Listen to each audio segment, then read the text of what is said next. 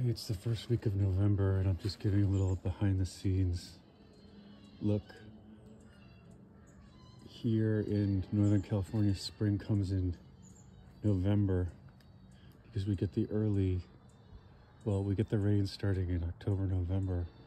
And by this time of the year, early November, the grasses are starting to come up, which is nice. But it also means that I'll be out here pushing the lawnmower by December.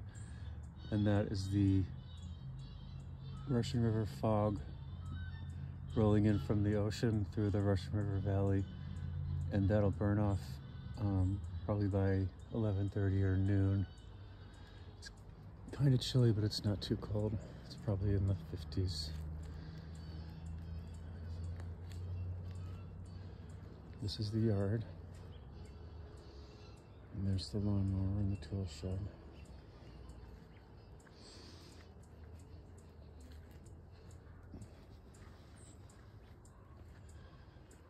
Over here is the vegetable garden that Alexandria created. Fig trees.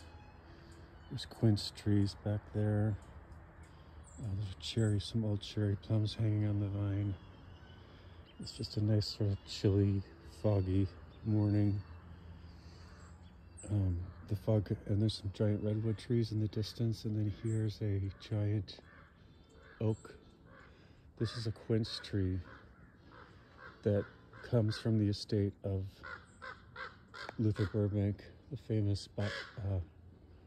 plant scientist from Santa Rosa. And then here's an olive tree and some old marigolds. But the point of this video is to show the process. And the first step in the process this morning is having some coffee and then heading out to the truck to get all my supplies.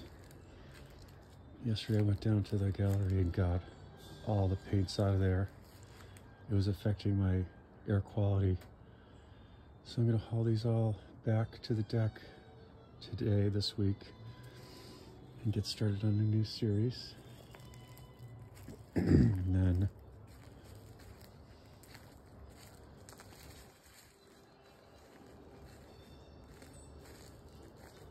this is more of the yard. This is the quince tree. I let it keep expanding and expanding. I like a certain amount of rustic wildness, not too manicured. Here's a little Thomas Kincaid pathway, footpath down to the house. And there's the fog. And then over here is the back deck, where I've been painting for now like 16 years out here.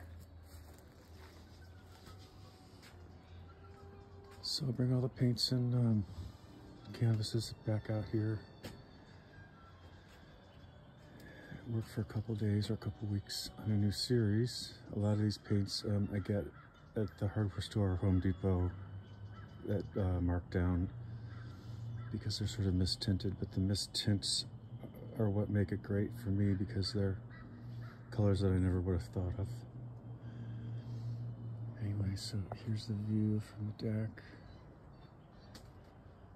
That's a potted yucca tree. But wow, you can't even see the mountains in the distance because it's so foggy. It's early right now, it's 7:15. I got up early because of the time change. But in a couple hours, you'll be able to see through that mist. Right now you can see a giant redwood and then one hiding behind it in the fog there.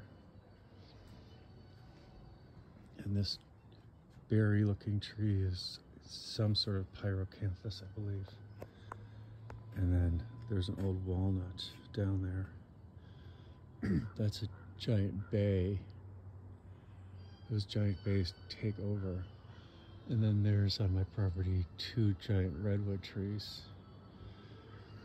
And there's some beautiful ivy ground cover down there, some wild blackberries.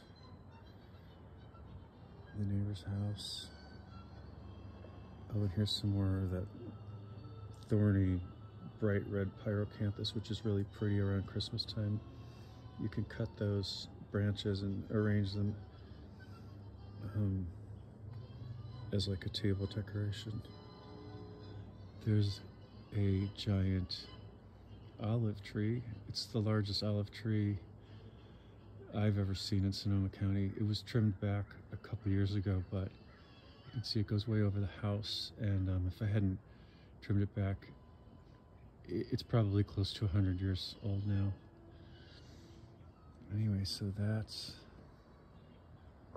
where all of the madness is going to take place.